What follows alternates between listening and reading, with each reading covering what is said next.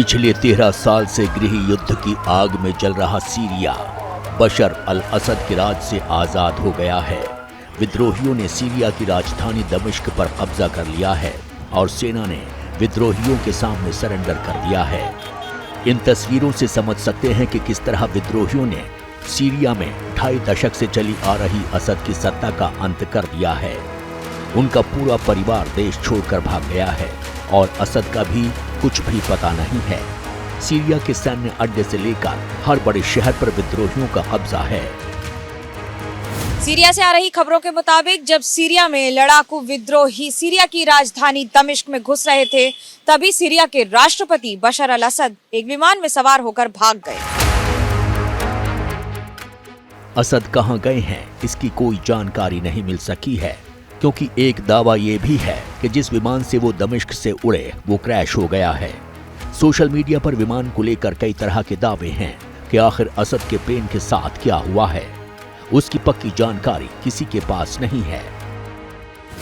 तख्ता पलट के बाद सीरिया की सरकार ने विद्रोही गुटों के साथ भी हाथ मिला लिया है। इस बीच सीरिया के प्रधानमंत्री मोहम्मद गाजी जलाली का एक वीडियो सामने आया है, जिसमें वो तख्ता पलट के बाद अब सत्ता के संपूर्ण ट्रांसफर शांतिपूर्ण करने के लिए लोगों से अपील कर रहे हैं। हम शासन की बागडोर शांतिपूर्ण तरीके से विपक्ष को सौंपने के लिए तैयार हैं।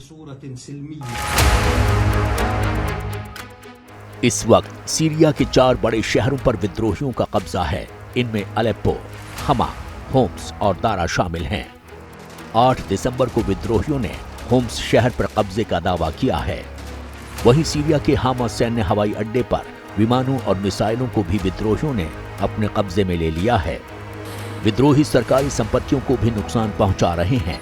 ऐसे में सवाल ये है कि सीरिया में तख्ता पलट के बाद क्या लंबे समय से चला आ रहा गृह युद्ध खत्म होगा या फिर इसका हाल भी बांग्लादेश जैसा होगा। सबसे बड़ी बात यह है कि जो वहाँ पर नई रेजिम बनेगी, क्या वो इस्लामिक कितनी होगी, फंडामेंटलिस्ट होगी, टेररिस्ट एक्सट्रीमिस्ट ग्रुप्स होंगे, या वहाँ पर सिविल वॉर चलता रहेगा, या किस तरह से पावर शेयरिंग करेंगे। बता दें कि जिस सीरिया की सत्ता पर असद और उनके परिवार का पिछले कई दशकों से कब्जा रहा, उस सीरिया में 11 दिन के भीतर पूरा सीन बदल गया।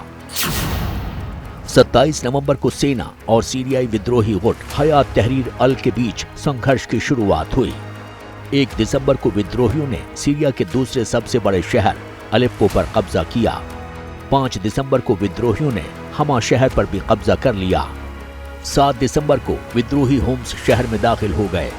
8 दिसंबर को विद्रोही लड़ाके सीरिया की राजधानी दमिश्क में घुसे और असद देश छोड़कर भाग खड़े हुए। मतलब 27 नवंबर से शुरू हुआ संघर्ष महज 11 दिन में असद के तख्ता पलट तक पहुंच गया। लेकिन इस बीच असद की तलाश जारी है। विद्रोहियों ने असद के पिता हाफिजुल असद की मूर्ति भी तोड़ दी है। सीरिया में बदलते घटनाक्रम पर पूरी दुनिया की नजर टिकी है। इधर सीरिया के हालात को देखते हुए भारतीय विदेश मंत्रालय ने भारतीय नागरिकों से तत्काल सीरिया छोड़ने के लिए कहा है।